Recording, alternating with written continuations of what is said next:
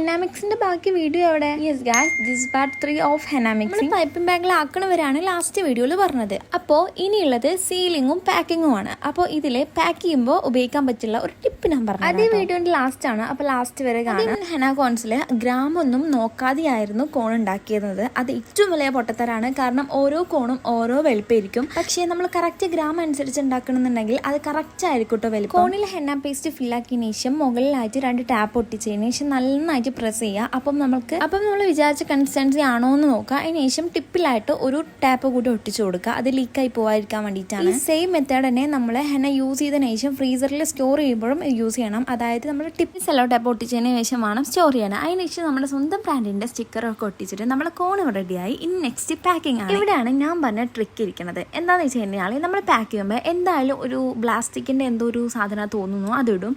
പക്ഷേ നമുക്ക് budget friendly ആയിട്ട് എങ്ങനെ അത് ഉണ്ടാക്കാം? നമ്മൾ ടിഷ്യൂ നൈസായി ചെറുതായി കട്ടാക്കിയതിന് ശേഷം അത് വീഡിയോയിൽ കാണുന്ന മാതിരി ഇങ്ങനെ ആക്കി കഴിഞ്ഞാൽ നമ്മൾ സെറ്റ് ആയിട്ടുള്ള ആ സാധനം റെഡിയാവും. ഇതാണ് ഞാൻ പറഞ്ഞ ട്രിക്ക്. അപ്പോൾ ഓക്കെ.